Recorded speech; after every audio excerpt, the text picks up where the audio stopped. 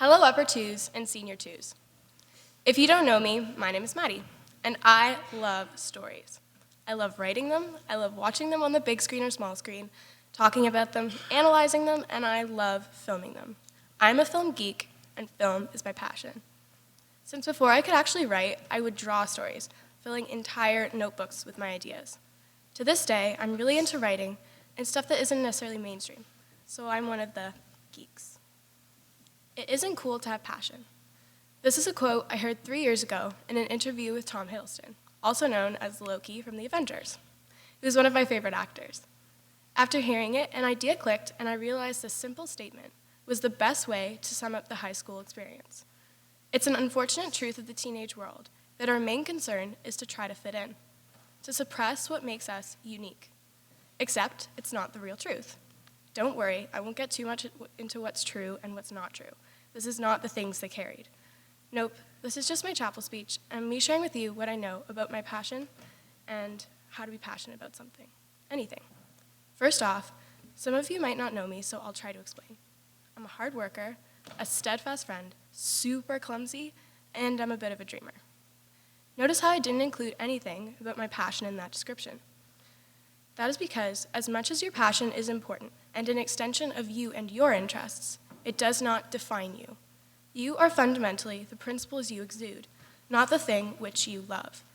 And as much as that passion likely has or will have a special place in your heart, it is important to make this distinction. It would be like if I said to an accountant, "You are an accountant and that is who you are." Well, no, that is what they do, but that is not who they are. People are made up of many facets, not just one simple label. I bring this up because oftentimes people will see one aspect of a person and look no further, since their limited perception of this person is negative or uncertain. This is the case for passions too. For example, say someone used to really love to be writing fan fiction in their spare time, like my roommate Avery. Now this is kind of strange, right? It brings to mind questions like, why on earth would you do that? And also makes you think maybe this person is maybe a little too hung up on their favorite celebrities or characters. It's generally considered a little weird and isn't necessarily a social norm. So what do you do? Based on knowing just this one thing about them, you may not be inclined to be their friend. However, this interest is just that, an interest. It does not mean they are a lesser person. Don't let the stereotypes stop you from treating them well or trying to be a friend. You might not understand the interest or relate to it, but just remember that even if someone is different, they aren't some kind of leper you need to stay away from. Their uniqueness actually makes them more worth your time. These people are engaging and interesting, just like my fabulous roommate Avery. In most cases, however, people never get a chance to talk about these weird and wonderful passions because they are simply too afraid. There's a pressure to conform. I have definitely had moments of anxiety around talking about the things I really genuinely enjoy. Like right now, I'm not going to lie. I'm very nervous. Nervous of what you might think of me as you walk out of the chapel, and nervous that my level of enthusiasm about the things that I enjoy is somehow stupid. It makes me feel vulnerable. For example, it somehow scares me to tell you that I have a passion for watching old movies, like really old, like 1930s old. Especially one starring John Wayne, everyone's favorite cowboy, Cary Grant, the very suave and witty gentleman, and Katharine Hepburn, who's a classic leading lady. Names most of the faculty probably are astonished that I even have knowledge of. Not only is this interest very close to me and holds great value, but I am also opening myself up to criticism. This kind of fear of judgment can sometimes turn into shame.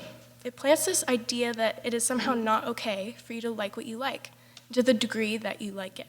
And pretty soon, you start to repress your passion, maybe even lose it, all because the social pressures of high school got in the way. Have you ever felt it, that feeling of being purely and totally content when you're doing what you truly love to do? It could be that adrenaline rush during a sports game. It could be that serene state you find yourself in when you're painting. Or it could simply be the incredible fun you have being in the moment and doing something interesting. It gives you an energy like no other, a level of motivation unlikely to be achieved in other aspects of your life. And you want to share it with people, and you could probably talk about it for hours. This is a sure sign you have a passion. When you can't fathom living without that thing that gives you that incredible feeling, I think it's pretty clear. Sometimes passions can be hard to come by or difficult to define. So if you have one, please don't take it for granted. Please don't let the pressures of high school, or anything for that matter, keep you from it. You have a right to be passionate. You have a right to get really and truly excited about what you love. It's okay, because there's nothing wrong with immersing yourself in something. And if you're one of those people who hasn't quite figured out their passion yet, don't worry, you'll find one. Sometimes they come along in mysterious ways. However, if you want to actively find what makes you tick, look inside yourself. Think about the things you like to do. They might be small things, or maybe you need to have a little courage and try something new, something completely out of the ordinary. It may take time, but it's out there. Just have faith. The source of many people's success often comes from pursuing their passion and finding a way to mesh it with their career. There are classic examples of this, like in the case of Bill Gates, who was just a passionate computer nerd in high school and would become one of the wealthiest technology pioneers in the world. Outside of the possible quantifiable success, however, your passion can also just simply enrich your life. I mean, it can be insanely fun and fulfilling, plus it might be a great creative outlet, or allow you to take some time for yourself. Everyone can gain something different, but I think regardless of who you are or what your passion is, the thing you stand to gain is meaning. You find a meaning for your life. Even if you can't pursue your passion as part of your career, it can still be a part of your life that makes you happy and provides you with this satisfaction. This can be great, especially when you're our age and you're still trying to figure out what your purpose is. However, it can be dangerous. Since I was about 10 years old, my other passion in life was competitive horseback riding. I started out at a little schooling barn, learning how to jump and ride. I would eventually work my way up from schooling shows to the A circuit, the highest level of competition available in Canada, outside of national and international Grand Prix events. I want to take this opportunity to actually thank my parents for sticking by me and supporting me with riding and anything else I've ever wanted to do. Throughout that time, I was blessed with being able to ride some amazing horses, one of whom, after a summer of working really hard, I rode at the Royal Winter Fair in Toronto. To give you some perspective, although I definitely wasn't competing at the same level, I was riding in the warm-up ring with legends like Ian Miller, or Captain Canada, as he is more affectionately known by Olympic announcers.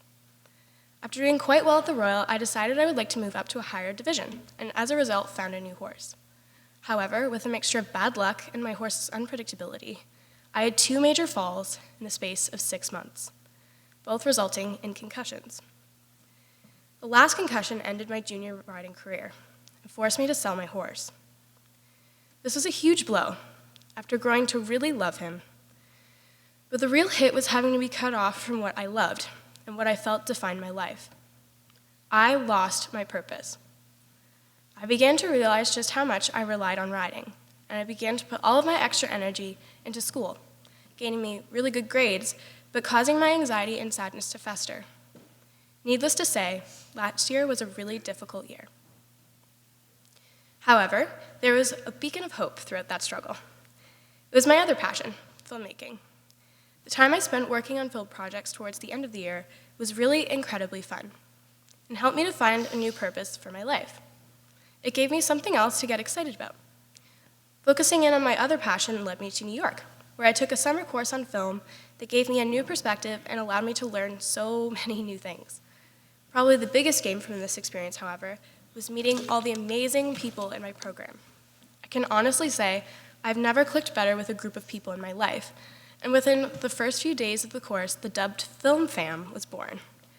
Each of us shared a passion and could talk about different films and directors and cinematography styles to our heart's content. We had so much fun and learned so much from each other. I realized this was just another reason being passionate is important. It gave me the courage to go away on my own to New York City, and it brought me and other like-minded people together.